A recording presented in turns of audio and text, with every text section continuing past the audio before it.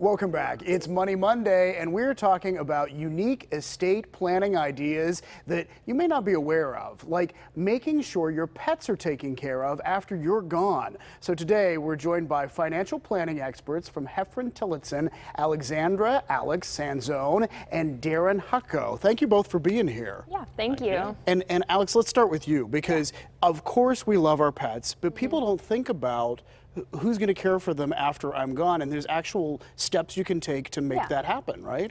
Yeah, so obviously pets are very important members of the family, and you want to make sure they're cared for after your death. So you can set up something called a pet trust, which is an arrangement that plans for the care of your pets after your death or a disability. You can fund it during your lifetime or at your death, and it makes regular payments to a caretaker of your choosing to care for your pet for you. And it's really nice because you can put instructions in there for preferred foods, medical care if you have a special vet you like to go to, or even grooming instructions for your pet. You can be very specific about it. Yeah. And you pick the person. Yeah, yes. Okay. And also it just is really nice because it gives you peace of mind. You know your pet's taken care of, and most importantly, you know it's not a financial burden to the person who will be caring for your pet. And I bet it's something a lot of people don't even know exists, a pet trust, so it's good to know. Now, there's another term, Darren, that you were using, digital assets, and it's something that we now need to think about as well. What is a digital asset? So really, we've seen that most people don't think about digital assets as a form of personal property when they actually are. So they're really not considering those when they do their financial plan or their overall estate planning. So the problem then becomes, ultimately what happens to these assets when an individual passes away or becomes permanently disabled? Is it going to that intended heir, or is it essentially being lost online? And what are they? Like, what are digital assets? So really, the digital assets come down to a couple different things. All types of social media accounts, your email communications that you would have, online financial accounts such as PayPal or Venmo, credit card reward points, your airline miles, and one that we've seen to be very important with families would be kind of your digital family photos and videos. That's something kind of without a formal plan in place, you have an increased risk of these assets being lost or not being able to be accessed by the intended person. Talk to me about some of the measures being taken to find solutions to that when it comes to digital assets, because it's really a whole new world, right, Alex? Yeah. So there is an act right now, and it's been passed by many states already. And it gives fiduciaries access to digital assets without violating any federal privacy laws. And it also creates a clear path on how assets should be treated after death, which is really important. So the first thing it looks at is the website. So some websites like Google and Facebook actually have an online tool.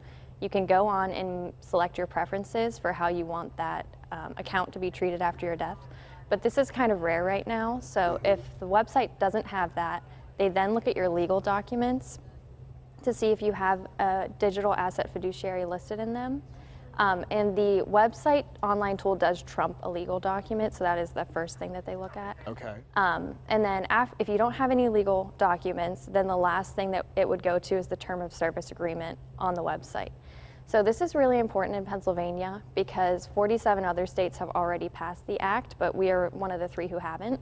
So we think it is coming in the future that we will pass it, but in the meantime, it's important to make sure you have a fiduciary listed in your legal documents to act on your behalf with your digital assets. And Darren, what other measures should people take? You were telling me before about sort of a mistruth about if you have a will in place and you think that that's going to handle everything. It may not, right? There's a big misconception that if you have a will, it covers everything when you pass away. Whereas most individuals, some of their largest assets are their 401ks, their IRAs, sometimes life insurance.